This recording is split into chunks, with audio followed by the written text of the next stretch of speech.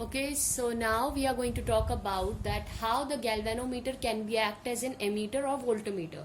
So first we are going to discuss that how the galvanometer can be converted into an ammeter. If we want to convert a galvanometer into an ammeter, galvanometer basically it's a modified form of your ammeter. What is ammeter first thing? So ammeter is a device which is used to measure a current in the circuit. Now how the galvanometer can be measured or can be converted into an ammeter? A galvanometer can be converted into an ammeter by connecting a shunt resistance to it. Why we are connecting the shunt resistance to it? Because we need to measure the accurate value of the current through it. Okay, so here we have used a shunt parallel resistance. So how the galvanometer converted into an ammeter? A galvanometer converted into an ammeter by connecting low shunt resistance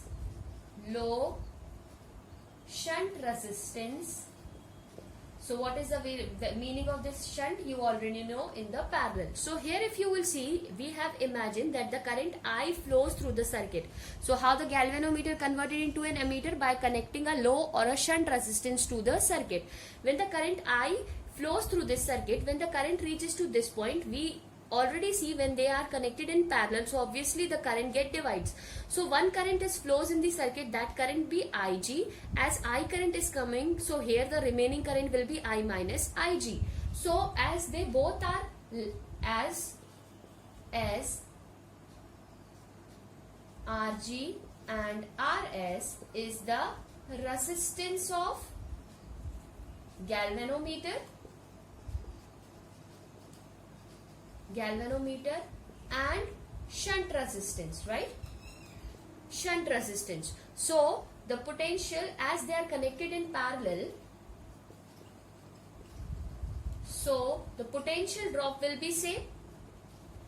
This is simply, we already know, potential drop will be same. So when the potential drop will be same, so what is that V? It means I can say Vg is equals to what? This is Vs. What is the value of V? We already know V is equals to IR. So what is the value of V? Is nothing but Ig into R is what? That is nothing but Rg. What is the value of this? Here the value of current will be I minus of Ig into Rs, right? So this is because it is connected in parallel. So what I am going to get here, that we need to calculate the shunt resistance. So Rs will be what, beta? That is Ig upon I minus of Ig into of Rg. Okay, so this way we can convert your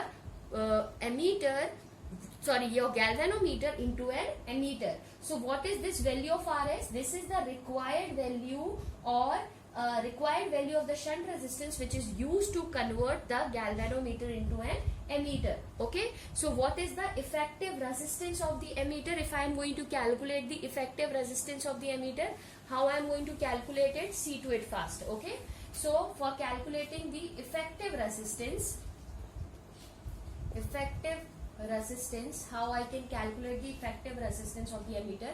So total resistance will be, in this case, will be nothing but Rg plus, as they are connected in parallel, that's why I am taking it into this way, right? So what it will be? That is nothing but we have connected in parallel, so we will get it Rg plus of Rs upon Rg into Rs. So this is my R effective, nothing but Rg into Rs upon Rg plus of Rs, correct?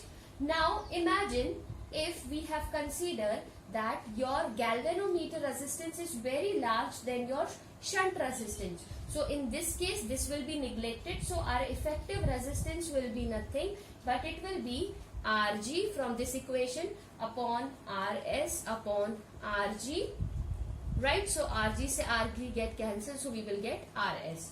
So this is what we have concluded. So we can say that ammeter is a low resistance device. What we can say? Ammeter is a low resistance device. Okay, what is emitter? It is a low resistance device. Okay, and the another point that ideal emitter have zero resistance. Ideal emitter have zero resistance, and emitter is a device which have a low resistance. So I hope this is clear to you. Thank you.